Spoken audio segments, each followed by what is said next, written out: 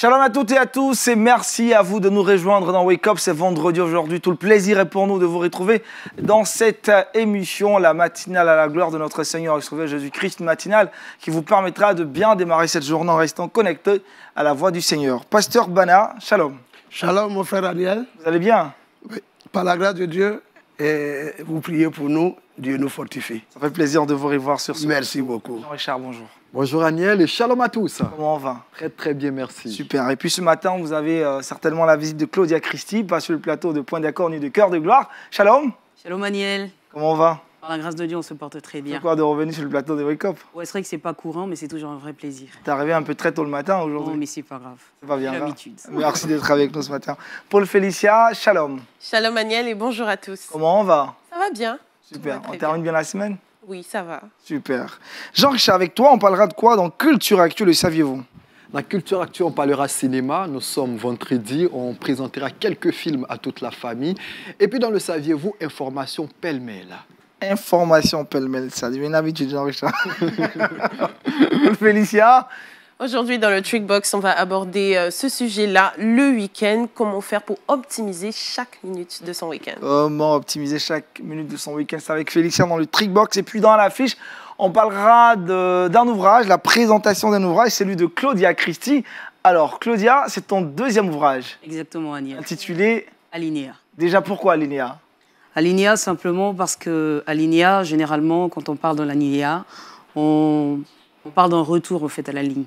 Et le retour à la ligne, pour moi, ça pourrait aussi symboliser un nouveau départ, un commencement, un début, un départ. Et donc, Alinéa pour inciter tout le monde à prendre un nouveau départ dans la vie, parce que c'est toujours important. Super, restez avec nous, ça sera dans la rubrique à l'affiche. On aura toutes les différentes réponses à nos questions relativement liées à la sortie de cet ouvrage, Alinéa.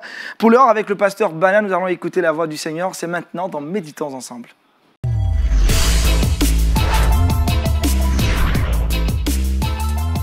Pasteur Bana, ce matin, l'exhortation a pour thème la bonne main de Dieu.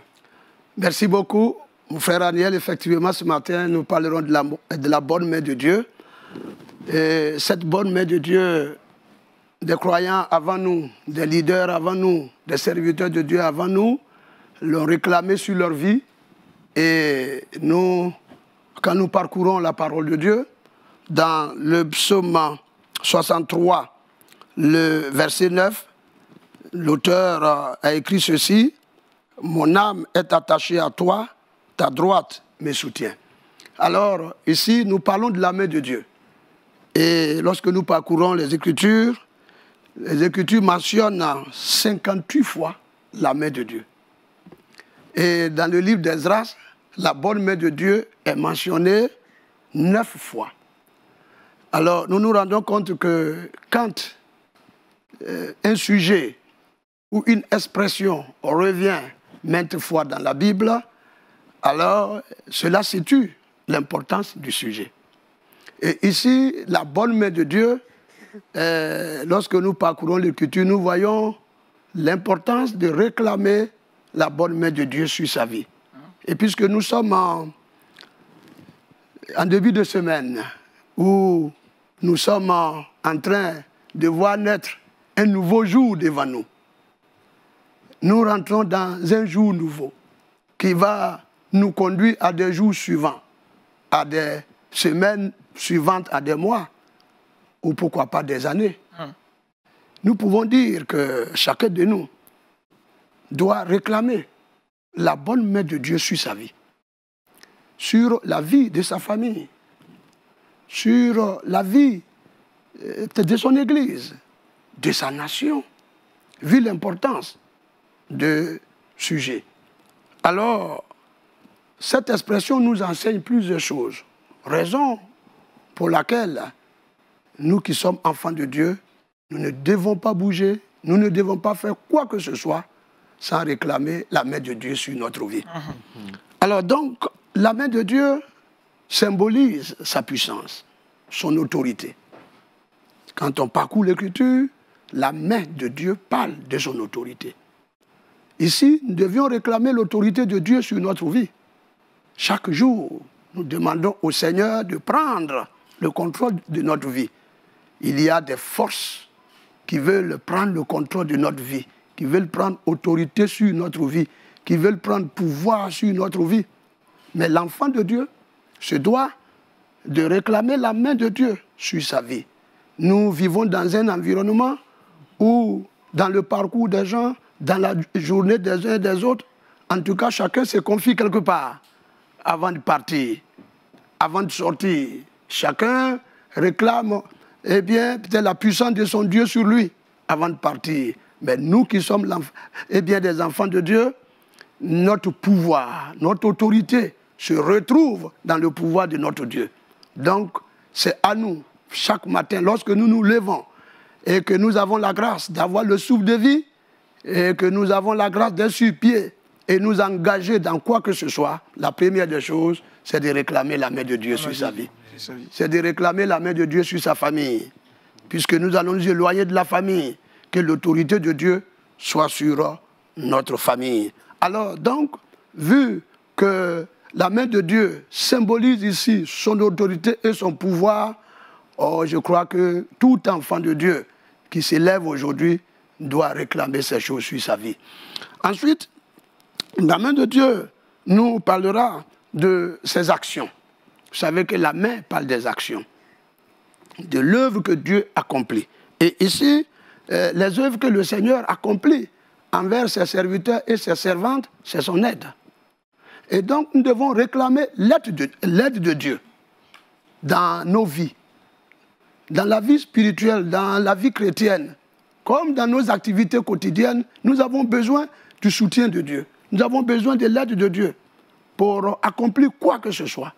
Bien que l'homme ait sa part de responsabilité dans tout ce que nous faisons, mais nous qui sommes enfants de Dieu, nous demandons toujours le secours de Dieu. Et des grands hommes de Dieu ont dit ceci, notre secours vient de l'Éternel. C'est pourquoi David a dit, je lève mes yeux vers l'Éternel, d'où me viendra l'aide, d'où me viendra le secours. Et donc, cette journée que le Seigneur nous donne, notre souhait, que chacun réclame l'aide de Dieu sur sa vie, la main de Dieu qui signifie son aide.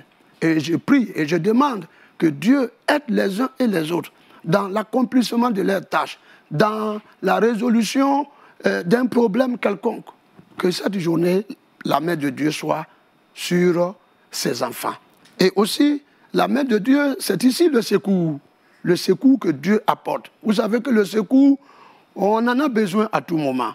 Le secours dans nos combats, dans nos luttes. Et l'on a besoin de secours quand il se voit limité. Quand il voit que ses forces sont limitées, il demande un secours qui vient de l'extérieur.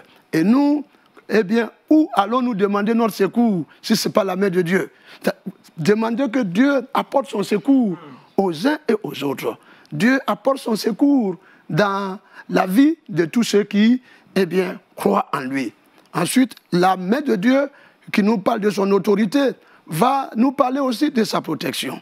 Vous savez que nous avons besoin d'être protégés.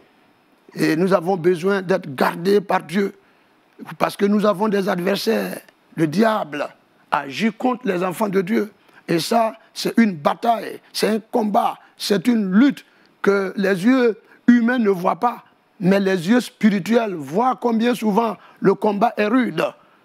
Nous avons besoin que Dieu nous garde des coups de l'adversaire, des coups des puissants des ténèbres, des forces sataniques qui cherchent aujourd'hui à détruire les enfants de Dieu, à les combattre sur tous les plans, à les réduire à néant. Que la main de Dieu soit sur nous. Amen. Pour nous protéger des actions sataniques, des actions diaboliques. Et nous en avons besoin aujourd'hui. Et je prie qu'en ce jour, les bien-aimés qui vont vaquer à toutes leurs occupations, que Dieu puisse les garder. Dieu puisse garder leur sortie. Dieu puisse garder leur retour. N'est-ce pas lui qui a dit qu'il nous garde? Il garde notre départ, il garde notre arrivée. On peut aussi ajouter, il garde notre retour. Amen. Alors que tous les enfants de Dieu qui sortent aujourd'hui et qui ont eu la grâce de connaître ce jour, nous ne pouvons que souhaiter que la grâce de Dieu soit avec eux. Partout où ils iront, que Dieu puisse les guider, les conduire et les garder et les ramener sains et saufs dans leur famille. Aussi, il y a l'idée de délivrance. il y a beaucoup de choses dans la main de Dieu. Il y a la délivrance. Vous voyez, quand la main de Dieu est sur vous, alors c'est le symbole de sa délivrance. Nous voyons combien la main de Dieu était sur le peuple d'Israël. Voyez-vous comment Dieu les a délivrés de l'Égypte et a pu les conduire. Et je prie que cette main de Dieu soit le partage des uns et des autres. Amen. Et que Dieu nous délivre de toutes les situations qui peuvent, eh bien, j'allais dire, compromettre notre vie et qui peuvent empêcher notre vie d'avancer, que le Seigneur vienne à nous délivrer. Alors que les plans de l'ennemi, eh bien, en face des enfants de Dieu, puissent connaître l'échec parce que Dieu est là pour nous délivrer. Aussi, la main de Dieu nous parle de sa bénédiction. Vous voyez, la bénédiction. C'est pourquoi plusieurs l'ont réclamé. Vous voyez, quand la main de Dieu est sur vous, et surtout sa main droite, et dans la Bible, il est parlé, comme je l'ai dit, de 58 fois la main droite. Vous savez, la main droite, pour nous qui sommes en Afrique, ben, quand quelqu'un vous donne quelque chose à la main gauche, c'est un peu difficile d'accepter. Ça, la main gauche. Quand on vous tend la main gauche, l'Africain, il trouve que ce n'est pas juste la main droite. Et la Bible parle de la main droite de Dieu. Et la main droite de Dieu symbolise ici cette bénédiction. Vous voyez, quand vous donnez quelque chose avec la main droite à quelqu'un, il reçoit avec joie. Et c'est que c'est une bénédiction. Peut-être c'est quelque chose qu'on n'aime pas, bon, on peut dire, allez, je ma soeur, prends. Elle va dire, mais pasteur, pourquoi vous me donnez la main gauche? Vous voyez, mais si je dis prends, vous voyez, elle va prendre ça tout de suite. Parce que la main droite symbolise la bénédiction. Yes. Et nous voulons également, en ce jour, que Dieu nous donne sa bénédiction, nous accompagne. Amen. La bénédiction a deux niveaux. La bénédiction spirituelle, nous en avons besoin. Nous avons besoin de ces richesses spirituelles qui nous stimulent chaque jour à nous attacher à Dieu parce que notre séjour ici-bas est pour un temps. Donc, les enfants de Dieu doivent rechercher quotidiennement la bénédiction spirituelle de Dieu, leur permettant d'avoir la foi ferme, la conviction ferme dans la parole de Dieu, la vie de sainteté et garder, eh bien, j'allais dire, un attachement sincère à Dieu parce que notre vie ne se limite pas ici-bas. Nous sommes de passage ici-bas et pour le temps que Dieu nous donne, il voudrait bien que nous préparions nos vies, nous préparions, eh bien, notre comportement vis-à-vis de sa personne, de sa parole, afin qu'un jour, si nous venions à quitter ce monde, nous puissions vivre éternellement avec lui. Ça, c'est une richesse que ceux du monde ne connaissent pas. Quand on recherche les richesses spirituelles, c'est pourquoi l'apôtre Paul a dit aux Colossiens, affectionnez-vous aux choses d'en haut. Et recherchez ces choses. Et je prie qu'en ce jour, en même temps que nous nous débattons pour les choses de la terre, n'oublions pas de rechercher avec force la main de Dieu en termes de richesses spirituelles. Pour nous-mêmes, mais pour nos églises. Nos églises ont besoin aujourd'hui de richesses spirituelles, afin que lorsque nous y entrons, nous entendions la voix de Dieu qui nous réconforte. Aussi les bénédictions qui sont rattachées au matériel. Oui, aussi longtemps que nous serons sur cette terre, nous en aurons besoin. Et ce qui est formidable est que lorsque nous lisons dans le livre de Galates, l'apôtre Paul a dit aux chrétiens de Galates que vous qui avez été délivrés du monde, eh bien, détachés de la vie du monde, vous êtes connectés aux promesses d'Abraham. Et l'une des promesses que Dieu a faites à Abraham, c'est « je te bénirai ».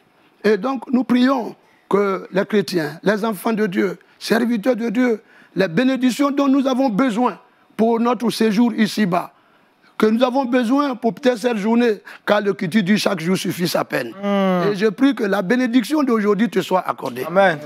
Ce dont tu as besoin pour ta famille, ce dont tu as besoin pour résoudre un problème quelconque, je prie que la main de Dieu t'accompagne et que cette bénédiction ne te fasse point défaut. Et que ce jour soit pour toi un jour où Dieu va ouvrir des nouvelles portes. Et enfin, nous voyons qu'également la main de Dieu nous parle de l'élévation.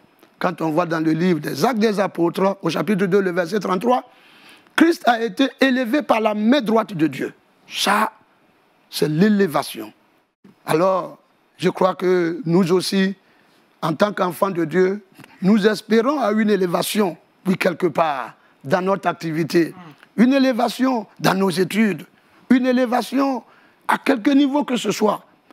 Si la main droite de Dieu est sur nous, il nous mettra dans les positions de valeur. Amen. Les positions où il faut. Car la main droite de Dieu, c'est elle qui a élevé Christ à un niveau supérieur. Amen. Puisse Dieu permettre que les enfants de Dieu soient à un niveau supérieur, élevés par la main droite de Dieu. Amen. Et qu'en ce jour, la bonne main de Dieu qui était sur Esdras pour des grandes actions, la bonne main de Dieu qui a été sur nos dévanciers dans la foi, cette main de Dieu qui a élevé notre Seigneur Jésus-Christ, je prie qu'en ce jour, la bonne main, la main droite de Dieu t'accompagne et soit ton partage. Amen. Amen. Merci, pasteur Bana. Très belle exhortation ce matin, la bonne main de Dieu. Mais dites-nous, pasteur, comment garder la main de Dieu continuellement sur sa vie? Si nous gardons toujours la communion avec lui, ça, c'est, j'allais dire, la condition qu'il nous faut, puisque si on n'est plus avec le Seigneur, je ne peux pas vous rassurer que sa bonne main est sur vous. Mais tant que nous demeurons avec le Seigneur, nous vivons avec notre Seigneur, nous gardons la communion avec lui, c'est comme si le fils Daniel, qui est ce matin à cette méditation avec nous, reste attaché à Daniel. Mais la bonne main de Daniel sera toujours sur lui. Amen. Mais si le fils vous quitte, qu'il part, et qu'il dit « je ne veux plus venir chez mon papa », qu'est-ce que vous voulez? Qu'est-ce que vous pouvez faire? Donc tant qu'on restera connecté avec notre Seigneur, sa main sera toujours sur nous. Est-ce que cela est le partage de tous les chrétiens? Est-ce que tous les chrétiens ont l'assurance de la bénédiction du Seigneur? Ben, ça devait l'être, je pense. Si on dit qu'on est croyant, nous ne devons pas douter de cela. Parce que je suis convaincu d'une chose, tant que je demeure enfant de Dieu, et c'est ce que j'enseigne, et c'est ce que je dis à mes enfants, c'est ce que je dis à l'église où j'ai la grâce d'être pasteur, que tant que nous demeurerons enfants de Dieu, soyons sûrs que la main de Dieu est sur nous. Il est vrai, nous pouvons connaître des moments un peu difficiles qui nous font douter par moments. Ça, nous sommes des hommes. Il est arrivé souvent, on a dit, mais est-ce que vraiment Dieu est avec moi? Est-ce que la main de Dieu est avec moi? Ça, c'est le côté humain. Ça arrive. Mais soyons, excusez-moi de l'expression, plus que rassurés, que tant qu'on demeure enfant de Dieu, eh bien, les bénédictions, la protection, la délivrance, tout ce dont nous avons besoin, cité ici, lié à la main de Dieu, ne nous fera point défaut. Amen. Amen. Amen. Amen. Pasteur, comment regagner la main de Dieu sur sa vie? Regagner la main de Dieu sur sa vie, c'est le retour à Dieu, pour peut-être. Parce que si on dit regagner, c'est comme si on l'a perdu. On ne la perd jamais, cette bonne main de Dieu. On peut la perdre si on n'est plus avec Dieu. D'accord? Oui, maintenant si on revient, on regagne la main. Justement. Voyez-vous, quand on lit dans la Bible, dans le Nouveau Testament, Luc chapitre 15, on trouve l'histoire du fils prodigue qui avait quitté son père, qui avait perdu l'autorité parentale. Il avait perdu la main de son père. Mais quand il revenait, regardez, le père a tendu la main. C'est le signe que même si nous avons perdu la main de Dieu, peut-être par un comportement ou par notre éloignement de Dieu, si on revient, alors la bonne main de Dieu est tendue. Et que ce matin, si quelqu'un s'est éloigné, nous l'invitons à revenir comme le fils prodigue. Et la main de Dieu est tendue. Et cette main va l'accompagner. Pasteur, dernière question, cette bonne main de Dieu, elle n'est pas que là pour caresser, tendre, elle frappe aussi souvent. Ben oui, je dirais, je prends toujours l'exemple de ma soeur qui est là, qui prie avec nous ce matin. Je crois que sa bonne main est sur ses enfants. Mais de temps en temps, quand il faut les corriger, elle donne un peu de fessée. C'est toujours la bonne main. Parce que d'aucuns pensent que, écoutez, Dieu, il est toujours bon, mais le Seigneur également nous châtie, toujours dans la pensée de sa bonne main, pour nous garder dans la ligne droite. Quand il voit que, écoute, il est en train de partir, Dieu prend toujours la bonne main, il tape un peu. C'est ça. Voilà. Et la bonne main de Dieu comprend tous ces éléments. Ça peut être un châtiment qui vient de son amour pour que l'homme prenne conscience que non, là où je vais, il ne faut pas. Et Dieu fera tout. Sauf si on endurcit notre cœur, alors on deviendra comme Pharaon devant les enfants d'Israël. Et là, on risque d'être englouti. Mais on ne souhaite pas qu'un enfant de Dieu soit englouti dans la mer Rouge, Amen. mais qu'il puisse traverser. Amen. Merci beaucoup, Pasteur Bana. La bonne main de Dieu, on a réellement été bénis par cette exhortation. Vous allez prier, rendre cette journée entre les mains du Seigneur et demander au Seigneur de nous aider à garder constamment ces paroles dans nos cœurs pour que sa bonne main demeure sur nos vies. Seigneur, notre Dieu et notre Père, nous prions ce matin et ce jour nouveau que tu nous donnes, qui n'est que grâce, qui n'est autre également que l'œuvre de ta main, et l'œuvre de ta main droite. Seigneur, nous sommes mis devant ta parole tôt ce matin, avant d'entreprendre quoi que ce soit. De même que tu as béni, Seigneur, notre nuit, je prie que ce nouveau jour qui s'ouvre devant nous, ta bonne main soit sur la vie de chacun de nous. Ta bonne main soit sur nos familles, nos maisons. Ta bonne main soit sur nos églises, mais aussi ta bonne main sur notre nation. Seigneur, afin que les bénédictions qui doivent nous accompagnent en ce jour. Que la force et l'autorité de Dieu pour prendre soin de nous nous accompagnent en ce jour. Que également, Seigneur, cette main nous positionne là où il faut, Seigneur, afin que tes enfants que nous sommes, nous soyons dans les positions élevées, que ce soit spirituellement, que nous puissions dominer les forces ténébreuses. Toutes les puissances, Seigneur, qui nous affronteront, Seigneur, seront assujetties à notre pouvoir, au pouvoir de notre Dieu, parce que la main de Dieu est sur nous. Tu nous élèveras au-dessus de nos adversaires. Tu nous élèveras au-dessus des puissants des ténèbres. Tu nous élèveras, Seigneur, oh Dieu, sur les forces du mal, du péché. Seigneur, en ce jour, donne à tes enfants de Dieu d'être positionnés sur toutes ces choses et de prendre autorité que toi-même, tu nous inculques par ta main puissante, car tu nous donnes tout pouvoir. Seigneur, que ce jour qui s'ouvre, la bonne main de Dieu, qui a été sur tant d'hommes de Dieu et qui ont bénéficié de ta protection, qui ont bénéficié de ta grâce, dans leur allée et dans leur retour, dans leur sortie, dans leur entrée, Seigneur, dans leurs activités. Je prie que cette main de Dieu accompagne tes enfants ce matin. Amen. Et qu'au retour, à la maison le soir, chacun puisse dire, la bonne main de Dieu a été sur moi en ce jour. Seigneur, fais grâce à chacun de nous. Si quelqu'un s'est éloigné, Seigneur, qu'il ouvre son cœur à toi ce matin, tu lui tends la bonne main de Dieu. Et que ta grâce soit sur chaque vie en ce jour, au nom de Jésus. Amen. Amen. Amen. Merci, Pasteur Bana, pour cette exhortation, la bonne main de Dieu.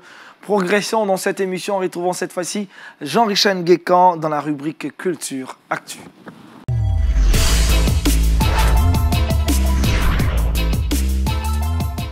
Avec Jean-Richard dans Culture Actu, nous parlons cinéma. Jean-Richard, proposition de film pour ce week-end.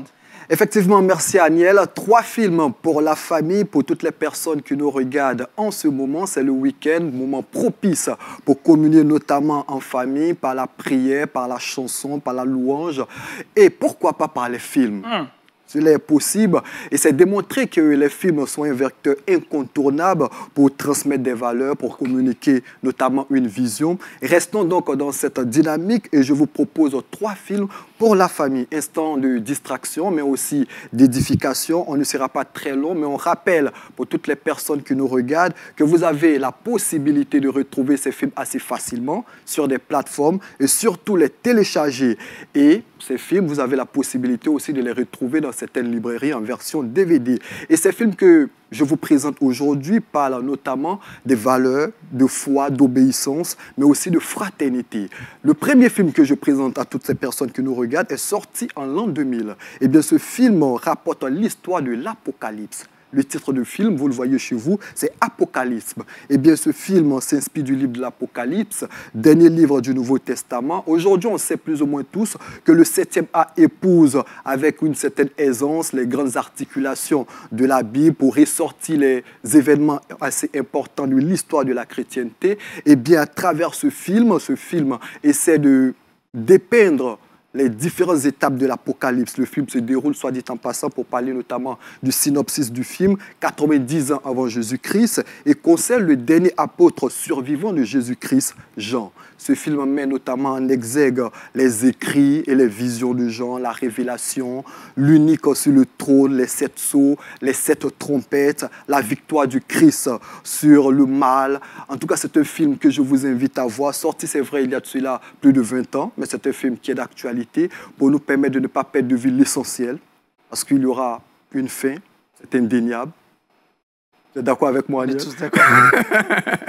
Eh bien, le deuxième film que je propose, vous le savez, on est dans une période de vacances, on passe beaucoup de temps avec nos enfants. Eh bien, le deuxième, c'est un dessin animé, Samuel le jeune prophète. On a présenté le film Samuel ici, il y a de cela quelques temps. Je reviens avec la version pour les tout-petits. C'est un dessin animé de 24 minutes qui rapporte les conditions de la naissance de Samuel.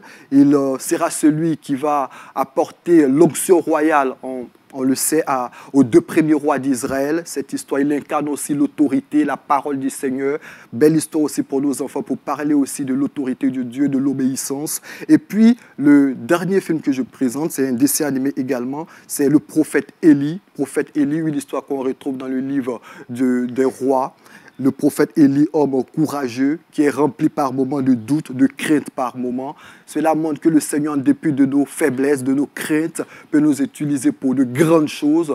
Et cette histoire aussi peut servir de passerelle pour échanger avec nos enfants. Voici donc, Aniel, les 3 films que je tenais à présenter à toutes les personnes qui nous regardent. Le premier, Apocalypse, 1h36 minutes. Le deuxième, Samuel, le jeune prophète. Et puis le dernier, le prophète Élie. Pour vous permettre de les retrouver assez facilement, on vous propose les différentes bandes annonces. T'inquiète pas pour moi, Seigneur. Ah. Bien, Seigneur.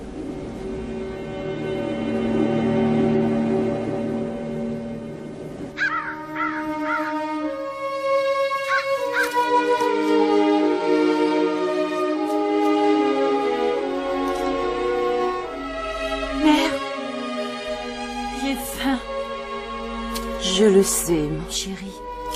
Ça va être bientôt prêt. Est-ce trop demandé? Un bol d'eau? Je n'en ai pas beaucoup. Et un morceau de pain? Si vous avez. Il y a longtemps que je n'ai plus de pain.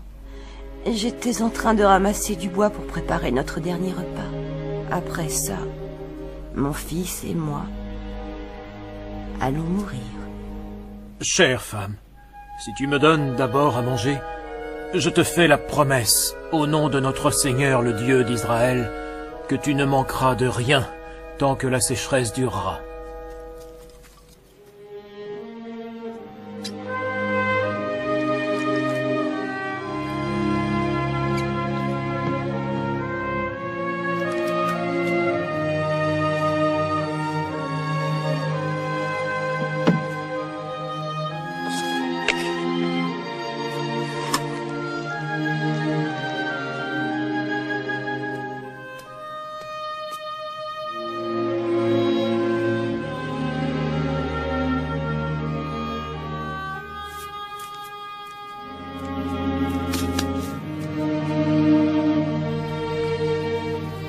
Merci.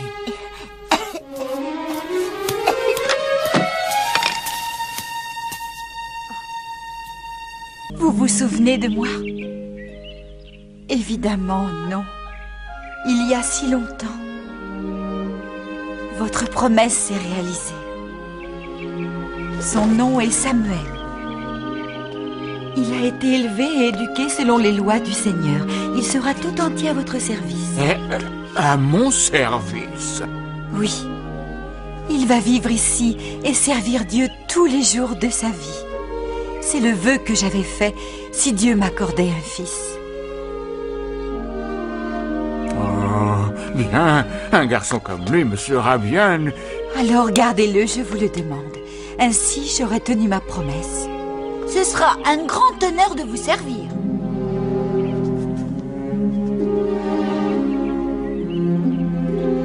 Je viendrai te voir chaque année à la même date.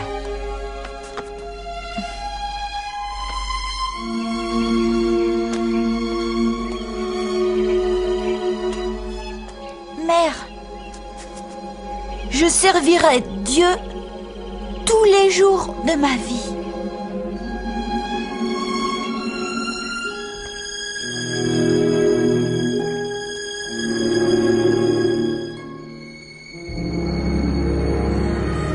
De l'autre côté de ce voile se trouve l'arche d'alliance.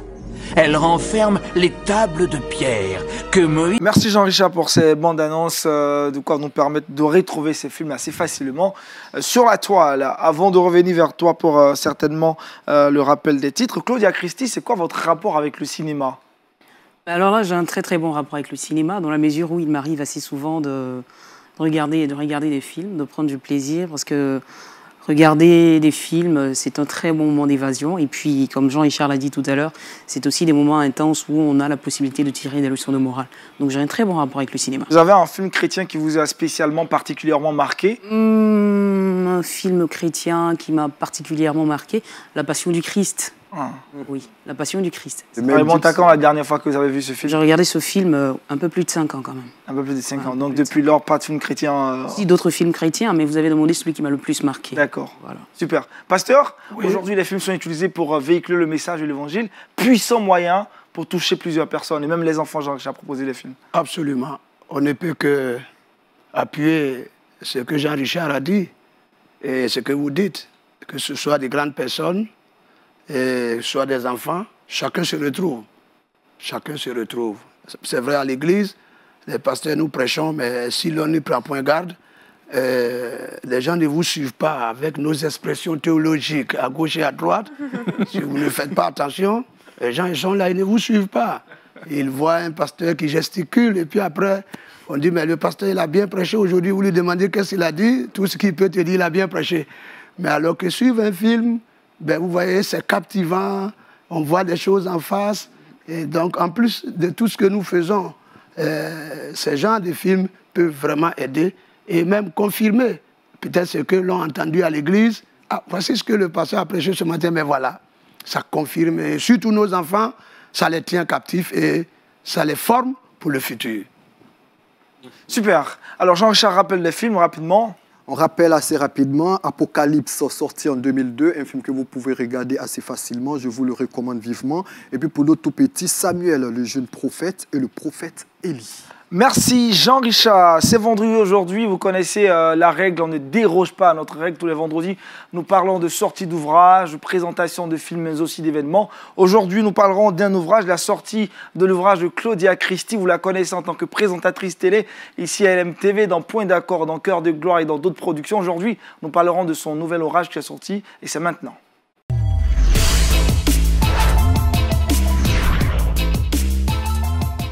Claudia Christie, encore bienvenue sur le plateau de Wake Up. Merci beaucoup, Aniel. Vous allez bien? Je vais très bien. Super. Alors, comment est né ton amour pour l'écriture, avant qu'on ne parle de l'ouvrage même du jour? Alors, mon amour pour l'écriture, aussi bien que mes souvenirs me permettent de retourner en fait dans le passé. Je pense que l'amour pour l'écriture, quand même, se situe quand j'étais très petite, à mon enfance. Je me rappelle que quand je revenais de l'école, quand j'étais vraiment encore toute petite écolière, j'avais cette belle habitude de retracer en fait mes journées d'école dans un cahier. Voilà. Et le soir, quand je descendais des cours, je prenais du plaisir à lire ces histoires-là. Et j'avais l'impression que c'était des histoires d'autres personnes que je lisais alors que c'était les miennes.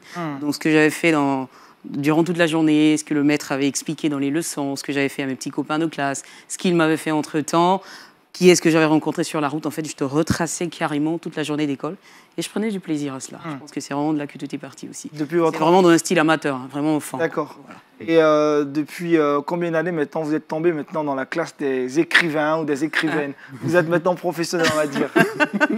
Vos écrits ne sont plus que pour vous, mais ouverts au grand public. Exactement. Alors depuis, on va dire quoi, officiellement 2 ans, parce que le premier ouvrage est sorti en 2018 et celui-là, il est sorti tout dernièrement, donc officiellement 2 ans. D'accord. On revient à votre premier ouvrage. Il traitait de quoi déjà? De quel thème? Alors le premier ouvrage, il est assez différent de celui-là parce que c'était un ouvrage hommage donc à ma mère génitrice. Je t'ai dit qu'il était important. On n'a pas l'habitude en fait de célébrer les personnes que nous aimons de leur vivant. Très souvent, les célébrations se font à titre posthume. Je me suis dit, une mère, elle a tellement de valeur, une mère, elle a tellement d'attachement, elle se donne tellement pour ses enfants. Il était aussi important de laisser justement un héritage qui parle de la mère. simplement. Un ouvrage qui a été fortement apprécié par le grand public. Par le grand public, mais l'objectif n'était pas en fait qu'il soit apprécié par le grand public. L'objectif était simplement qu'il soit apprécié par la personne à qui il était dédié. Oh, super, très belle histoire en tout cas de l'écriture de cet ouvrage. Et aujourd'hui, vous revenez encore, on va dire, en griffe en force, après 2 ans. Après 2 ans pour savourer votre premier ouvrage. Exactement. Vous avez dit, après 24 mois, il faut sortir un nouveau bébé. Hein. Il le fallait. C'était quand même long. Ouais, 24 mois pour une grossesse, en tout cas. Faut on a beaucoup attendu. Et enfin, l'ouvrage est sorti. Oui, il est là. Alinéa. Alinéa. C'est quoi l'histoire d'Alinéa? Pourquoi écrire un ouvrage et surtout parler de revenir forcément à la nouvelle ligne? Est-ce qu'il y a des histoires qui naturellement vous ont poussé à écrire? C'est quoi le contexte d'écriture de cet ouvrage? Alors pourquoi vouloir écrire Alinéa? On va rester dans la continuité. Et j'ai dit que le déclic en fait par rapport à l'écriture s'est fait dans mon enfance. Donc je reste dans la continuité. J'ai toujours eu cette passion pour l'écriture. J'ai toujours voulu lire des histoires. Enfin, j'en ai même lu beaucoup. Et j'ai toujours aussi, je pense que justement tous les écrivains pourront le dire, hein, ont toujours envie de gribouiller quelque chose sur une feuille. Hein. Et mon histoire s'est passée comme celle de tous les écrivains. Donc je prends une feuille blanche, vierge, entre griffes, et un stylo, et paf, voilà. J'avais envie de raconter quelque chose. J'avais envie de créer aussi quelque chose, en fait. Parce que l'écriture, je veux dire, à travers l'écriture, en fait, j'ai la possibilité, moi, de créer le monde que je veux. Voilà, je dicte ma loi dans l'écriture. On vit dans une société où, par moments, il arrive des situations dont nous ne sommes pas maîtres. Les situations nous sont imposées par la vie. Alors que dans l'écriture, effectivement, j'ai la possibilité de dicter ma loi, de créer mes personnages. Si je veux que l'histoire se termine bien, elle se terminera bien. Si je veux que Aniel ait 5 enfants dans mon histoire, Aniel en aura 5. Vous avez le pouvoir, en tout cas, avec votre pouvoir. Faites ce que vous voulez de votre vie. Vous créez des personnages comme ça. Super. Alors, Alinéa, c'est 24 nouvelles. Exactement. Alors, ce sont des faits réels, des anecdotes ou des faits inspirés? Purement fictifs. Fictifs. Oui. Toutes les histoires que vous verrez, ça sort de l'imagination de Claudia. Donc, c'est des faits purement fictifs. Je l'ai dit, on restera toujours dans la continuité. J'ai toujours aimé rêver, j'ai toujours aimé créer, j'ai toujours aimé inventer. Et l'écriture me donne cette possibilité-là. Donc, tant que je peux le faire, je le fais. Super. Alors, c'est un très bel ouvrage. On voit déjà la page de couverture. Je présente à tous les téléspectateurs. Il vous a pris combien de temps pour produire cet ouvrage? Alors, écrire cet ouvrage? Claudia et les chiffres. Merci beaucoup, Aniel, pour la question. Les chiffres, on sait que le premier ouvrage est sorti en 2017. Il est sorti, oui. 2018. En 2018, le premier. Le deuxième, tout récemment. Il m'a pris exactement... alors, j'ai commencé l'écriture en octobre 2019. Et je l'ai achevé dans le courant de l'année 2020. Super. Voilà, tout juste à, on va dire... Avant le corona ou après le corona? Dans la période de confinement, on va dire que j'ai achevé. Donc, à peu près 8 à 9 mois. Est-ce qu'il y a une histoire particulière qui vous plaît le plus dans votre ouvrage? Ces 24 nouvelles, est-ce qu'il y en a une qui se rapporte un peu de votre vie ou qui vous a certainement marqué? Aucune histoire ne se rapporte à ma vie, aucune. Et j'aurais du mal en fait à faire un choix. C'est un peu comme des enfants que je mets au monde. Et donc avoir une préférence. Enfants alors j'ai 24 enfants, donc j'ai 24 préférences. Il sera difficile pour moi de faire le choix sur une histoire. Je laisse cette tâche-là au lecteur en tout cas. Ouais. Si vous devrez nous lire une histoire là maintenant, nos téléspectateurs. Oh là là. Parce que la particularité de cet ouvrage, il faut le préciser, vous permettez au lecteur de réagir. Effectivement. Il y a certainement cette note, nous voulons connaître votre réaction. Justement. Toutes vos histoires emmènent finalement à la réflexion. Forcément. Je les emmène à la réflexion. Pourquoi un tel choix? Pourquoi avez-vous carrément choisi cet angle? Finissez toujours ces histoires avec une question à la fin, votre réaction. Qu'auriez-vous fait certainement? Voilà, parce que je me dis que moi, j'écris l'histoire, certes, et j'ai ma conception, j'ai ma façon de voir la vie, j'ai mon approche. Mais mon approche n'est pas forcément celle d'Aniel, mon approche n'est pas forcément celle de Félicia, elle n'est pas forcément celle de Jean-Richard ou du pasteur Bana. Aniel a sa conception de la vie, donc il a sa façon à lui de voir aussi les choses. Et quand moi, je laisse la possibilité à un lecteur de me dire ce qu'il pense, il fait la continuité en fait, de l'histoire, du récit, et il a aussi sa pierre justement qu'il vient ajouter à l'édifice qu'on a commencé à bâtir. Super, et en plus vos histoires ne sont pas assez longues. Elles ne sont pas longues, ce sont des nouvelles. Des nouvelles. Alors on va vous permettre de lire tout de suite là une nouvelle, et puis après on aura la réaction du pasteur, de Félicia et de Jean-Richard. Alors là, on en a tellement. On a le prisonnier, on a... Bon, ce qu'on va faire déjà, tu vas faire le choix. Je te cite quand même quelques titres, et puis voilà. Je vais permettre au pasteur de faire le choix. Voilà. Alors pasteur, nous avons le prisonnier, l'orphelinat, le transfert, le bachelier, nous avons la divorcée, nous avons Maman Coco, enfin ça dépend, il y en a encore d'autres, hein, mais bon, alors on va où, pasteur? Le prisonnier. Le prisonnier. C'est la première nouvelle d'ailleurs. La première histoire. La première histoire. Ah, je veux savoir un peu ce que vous avez dit dedans. D'accord. Mais si je dois réagir Vous allez réagir, pasteur. à la fin, j'allais... Ah bon, ok, d'accord. Vous allez réagir officiellement devant tout le monde, on aura votre réaction. D'accord. De vue sur la question. Je ferai l'effort de lire assez rapidement pour que... Justement. Voilà. Alors, pasteur, c'est parti. Vous êtes prêts? Dis-le. Il y a 4 ans de cela, un homme d'âge mûr intégrait les effectifs de notre église. Très ouvert, il arrivait de l'intérieur du pays avec femme et enfants. Le département de suivi s'était donc tout naturellement chargé de leur encadrement. Son baptême ainsi que celui de sa petite famille s'était fait tout juste quelques mois après leur arrivée. À peine 1 an de présence dans l'église qu'il était déjà incontournable. Un enfant de Dieu, né de nouveau, avec un niveau de dévouement qui ne faisait que me mettre au défi, moi, l'un des anciens de la communauté. Sa croissance spirituelle en si peu de temps nous avait surpris, au point où il s'érigeait souvent en bouée de sauvetage dans plusieurs de nos départements. Et je peux affirmer que de toutes les personnes que nous avons eu la chance d'accompagner et d'encadrer, il se distinguait vraiment. Je ne pourrais vous dire avec exactitude ce qu'il faisait dans la vie, mais je reste tout de même persuadé que c'était une activité libérale, puisqu'il répondait présent toutes les fois où il était sollicité. Qu'il s'agisse des cultes du soir, des cultes du dimanche ou même des programmes spéciaux, il ne manquait jamais à l'appel. Il faisait tout ce qui était humainement possible pour être en règle vis-à-vis du Seigneur. Notre super fidèle fut irréprochable jusqu'à la fin de sa 2e année avec nous. Puis soudainement, il commença à s'absenter. 1 fois, 2 fois, 3 fois, avant de nous rendre à l'évidence qu'il était définitivement parti de l'église. Il était injoignable au téléphone. Alors, pour essayer d'en savoir un peu plus, nous avons approché son épouse, qui, comme lui, fréquentait aussi l'église, mais elle nous a laissé entendre que son époux était en déplacement et qu'il serait de retour incessamment.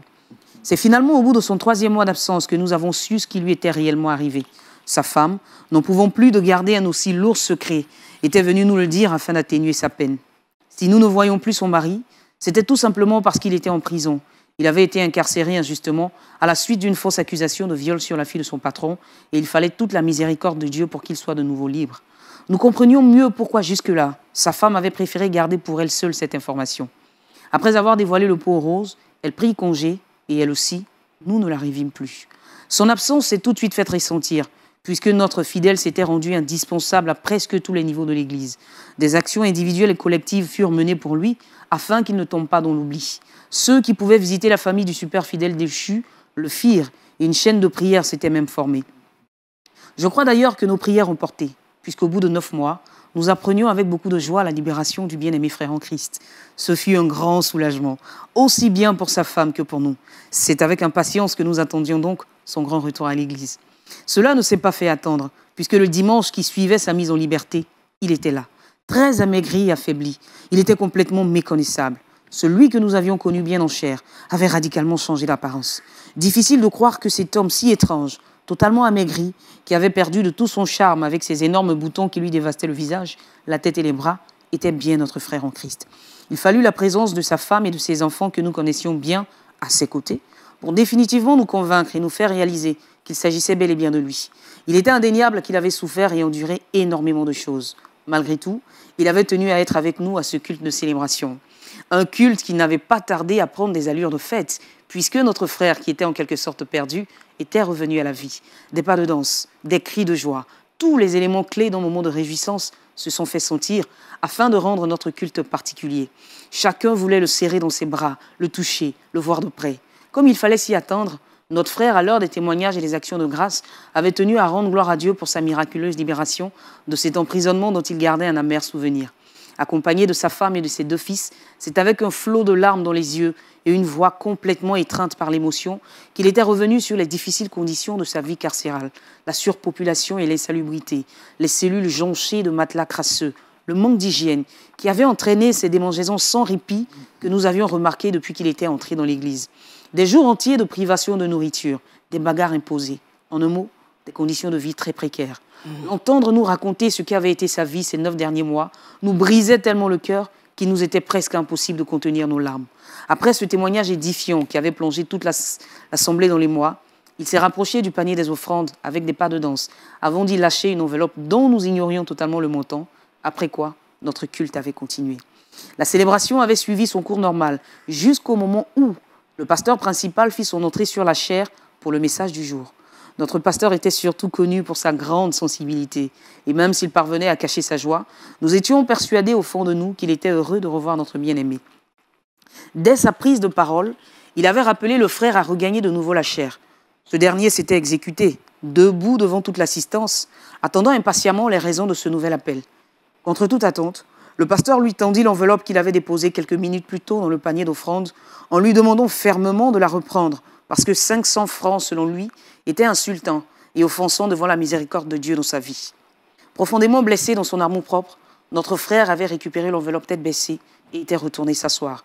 L'action posée dans le secret par le frère avait été mise à nu et exposée aux yeux de tous. Cela eut d'énormes répercussions sur notre communauté, puisqu'après ce fameux dimanche, nous n'avons plus jamais revu le frère, ni aucun autre membre de sa famille. Malheureusement, le vent de leur départ eut raison de beaucoup d'autres fidèles qui n'arrivent pas à expliquer l'action du pasteur. Moi, je suis parti bien plus tard, parce que je me sentais aussi coupable, et je vous avoue que j'y pense tous les jours. Je veux demander pardon au frère pour cette humiliation, mais j'ignore où il se trouve. S'il est en vie ou pas, je ne saurais le dire. S'il me lit, qu'il sache que je fais partie de ceux qui regrettent amèrement cette action, et que je suis tourmenté depuis qu'il a quitté l'Église. Oh, on a bien envie d'applaudir. Belle histoire. Bravo. Alors, pasteur, j'aurai votre réaction tout de suite à chaud. Je prendrai les réactions de Jean-Richard et Paul Félicia. Pour une question de 500 francs, le pasteur a, comme on l'a dit, exposé notre jeune frère et finalement, il a quitté l'église.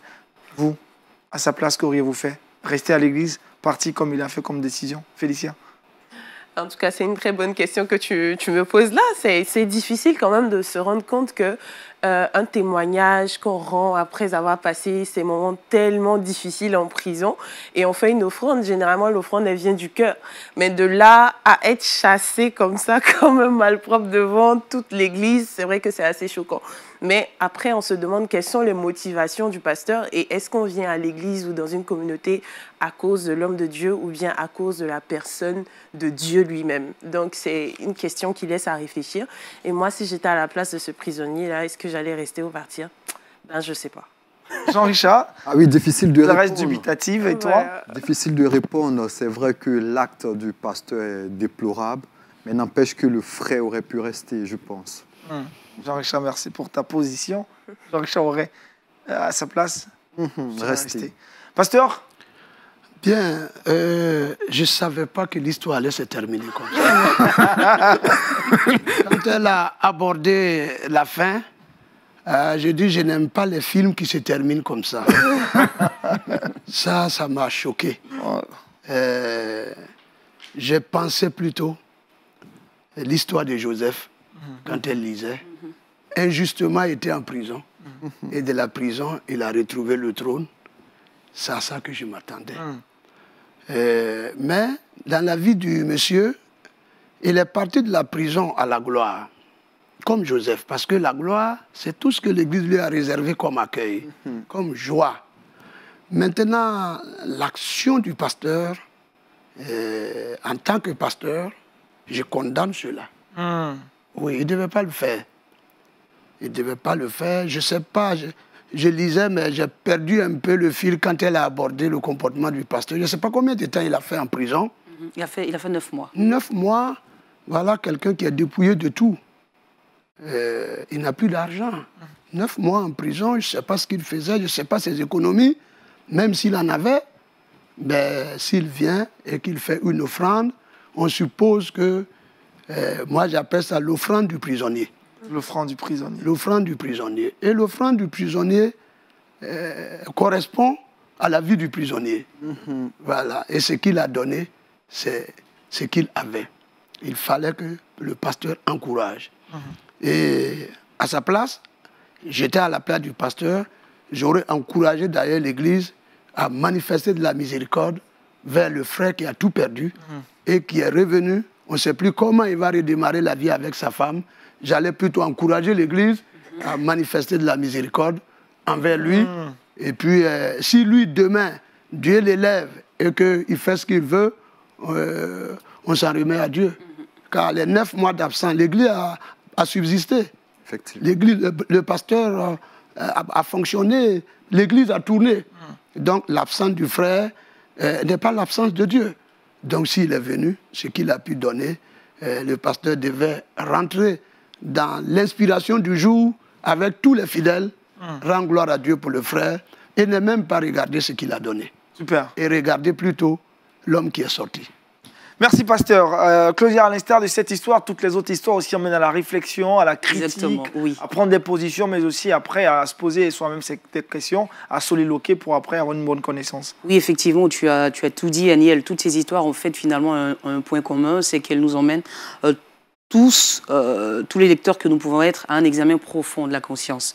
D'accord? Donc ce sont des récits qui nous emmènent à nous-mêmes nous remettre en question, à nous poser les questions, surtout les bonnes, et aussi à partir justement de ces histoires-là, voir à quel moment on a peut-être fauté ou péché quelque part, et surtout se détourner de cette mauvaise voie-là et repartir de zéro. Super, super. Donc, Aniel, s'il te plaît, je crois que j'ai bien fait. J'ai été inspiré de choisir le prisonnier. Le prisonnier, parce que ça se termine avec un pasteur. Le prisonnier. Je ne sais plus les autres s'il y a pasteur dedans, hein, mais j'ai choisi. Vous avez été inspiré en tout cas. Inspiré, oui, le pasteur. C'est pas par hasard. C'est pas par hasard. Et j'apprécie beaucoup. Je crois que tout à l'heure, s'il y a un numéro qui est disponible, j'en prendrai parce que les histoires amènent chacun à réfléchir. Et voici que les pasteurs qui prient avec nous ce matin, nous allons tous réfléchir. Justement. Peut-être les points de vue, les gens ne seront pas peut-être d'accord avec ce que j'ai dit, mais chacun de nous va réfléchir. En tout cas, ça fait réfléchir. Hein. Vu que c'était votre collègue qui était mis en avant. Il avait blâmé d'ailleurs. Je vous attends quelque part. Alors, Claudia, très rapidement, un mot à l'endroit de toutes ces personnes qui n'ont pas encore leur alinéa et pour inciter certainement à la curiosité, à l'action, à acheter leur ouvrage. Oui, à l'achat. Mais alors, ce que je vais dire, c'est que Alinéa, c'est un livre. C'est vrai que c'est moi qui l'ai écrit, certes, mais c'est un livre qui a été écrit pour vous.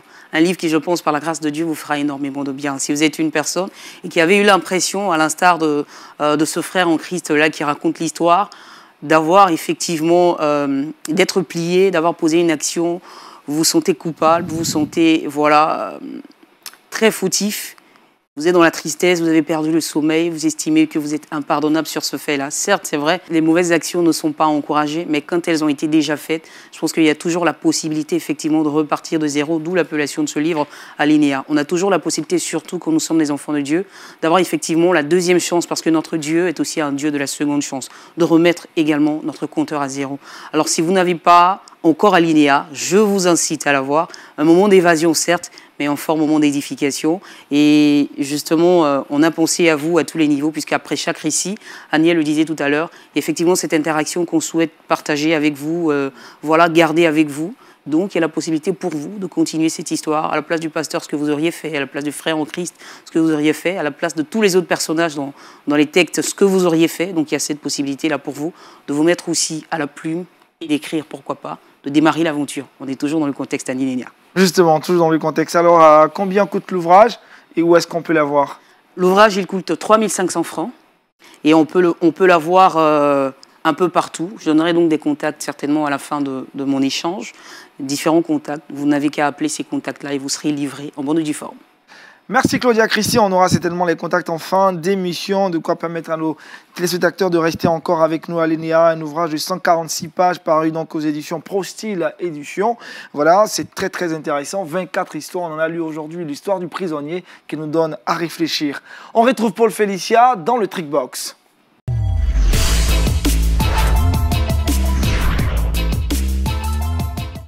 Avec Paul Félicia, nous parlons du week-end, n'est-ce pas? Oui, comment on peut optimiser son week-end? On sait très bien qu'on est dans une saison de coronavirus. Jean-Richard a l'habitude de le dire sur ce plateau, les activités sont à l'arrêt, tout le monde est à la maison. Mais il n'empêche que certaines personnes travaillent depuis la maison, on appelle ça le télétravail. Et encore, d'autres personnes sont en activité, elles sortent tous les jours. Donc, c'est pour permettre à toutes ces personnes-là qui ont une semaine stressante de pouvoir relativiser et notamment passer un excellent week-end. La première des choses, c'est de pouvoir se déconnecter. Si vous avez l'habitude d'être sur les réseaux sociaux ou bien même dans le cadre du travail, utilisez beaucoup votre ordinateur, regardez vos mails. Pourquoi pas ce week-end, à partir de vendredi soir, on se déconnecte et puis on se concentre sur les activités familiales. C'est très important. Deuxième chose, c'est de minimiser les corvées. Généralement, quand on arrive le samedi, ce qu'on a tendance à faire, c'est de faire tout le ménage et tout le travail qu'on a accumulé depuis la semaine, depuis le lundi, etc.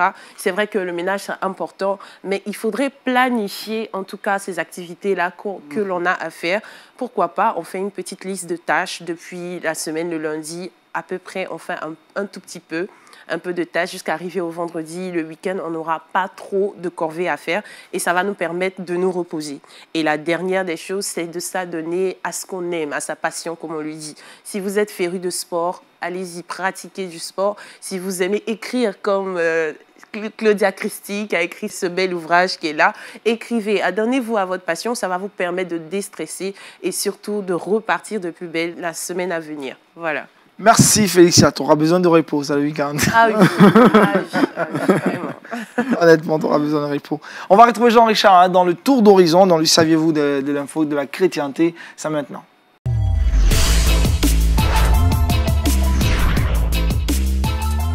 Info pêle-mêle, Jean-Richard. Le saviez-vous aujourd'hui démarre ces informations pêle-mêle du côté des États-Unis, fermeture de plusieurs églises en raison des pics dus au cas de Covid-19 dans plusieurs églises. Et puis du côté de la France, il faut rappeler cette histoire. On a parlé d'églises et de sécurité il y a de cela quelques temps. Figurez-vous que l'information a été livrée par le quotidien Le Parisien du côté de la France.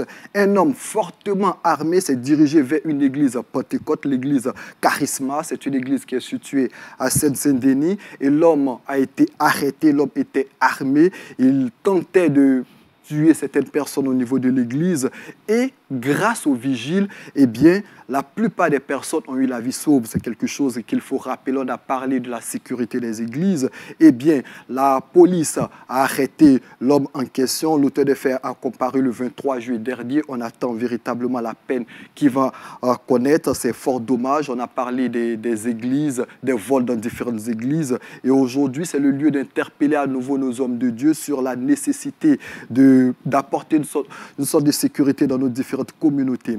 Et puis, arrêtons-nous en Afrique où l'Église maintient toujours son aide aux personnes en difficulté. En Ouganda notamment, plusieurs églises, plusieurs hommes de Dieu essaient d'apporter une assistance aux personnes qui rencontrent des difficultés. Et puis au regard donc de la difficulté liée au Covid-19, il y a l'Alliance évangélique mondiale qui a rappelé aussi la nécessité de soutenir nos pasteurs, nos bergers en cette période difficile. Soit dit en passant que selon l'Alliance évangélique mondiale, il y a près de 60% des pasteurs dans les pays du Sud qui vivent la précarité à l'heure actuelle, plus de 60%. Situation assez difficile. Alliance évangélique mondiale rappelle donc la nécessité de soutenir ces pasteurs. Et puis ce qu'il faut retenir, il y a l'ONG Porte Ouverte qui célèbre en cette année 2020 son 65e anniversaire. Il faut rappeler que l'ONG Porte Ouverte est une organisation interdénominationnelle qui a été créée pour lutter contre la persécution des chrétiens dans le monde. Mais à côté de la persécution, cette ONG s'adonne au plaidoyer. Elle forme notamment des leaders chrétiens. Elle aide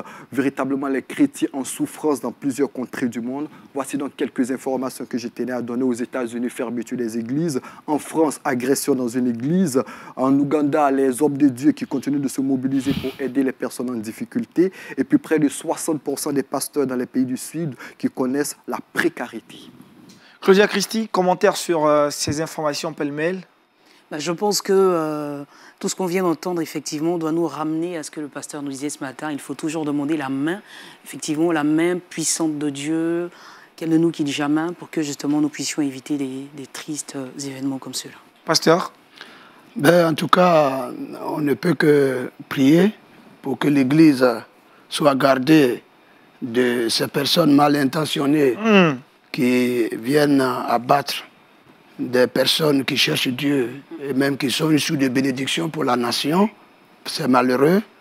On a suivi sur le plateau ici les fois passées quand notre frère en parlait, ce qui fait qu'aujourd'hui on a besoin des vigiles de gauche à droite pour nous protéger, pour nous garder.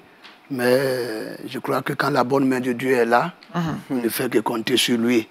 Et puis, comme l'a dit vers la fin, les organisations qui assistent aujourd'hui l'Église dans sa lutte et dans ces moments difficiles, il faut encourager. Et que ça soit aussi l'affaire de chacun de nous et nous puissions apporter secours aux uns et aux autres pour qu'ensemble nous puissions sortir de cette crise et que nous puissions nous aider. Et ceux qui s'organisent à aider les pasteurs qui sont dans des conditions très difficiles, aussi on ne peut que les encourager. Donc nous prions pour toutes ces choses. Merci pasteur. Jean-Richard, appel à la prière. Effectivement. Alors, c'est la fin de cette émission. Paul Félicien, le verset boussole. Oui, Claudia donnera tout à l'heure les numéros sur lesquels on pourra joindre. Psaume 63, verset 9. Mon âme est attachée à toi, ta main droite me soutient. Merci Paul Félicien. Claudia, très rapidement, les numéros sur lesquels on pourra joindre le standard pour avoir des ouvrages. Alors, pour avoir Alinéa, c'est tout simple. Il faut composer le 48 08 77 82, mais aussi le 4 43 15 56 50 et enfin le 06 61 90 32. Vous pouvez rappeler ce contact. 48 08 77 82, 43 15 56 50 et enfin le 06 61 90 32. Au revoir, Alinéa. Merci, pasteur. On a pris de plaisir à être avec vous encore dans cette émission. Vous êtes venus encore dans cette émission du vendredi. Que Dieu vous bénisse. Merci à Claudia Christie. On vous retrouve ce soir à 20h dans Point d'accord, n'est-ce pas? Donc, les téléspectateurs seront encore avec toi. Merci, Paul Félicien, Jean-Richard Nguécan. Merci à tous nos fidèles téléspectateurs, vous qui êtes abonnés à cette émission. On vous souhaite naturellement de passer un très bon début de week-end. Demain, vous serez avec moi à 17h dans Horizon Jeune. D'ici là, portez-vous bien et excellente journée à vous. Au revoir.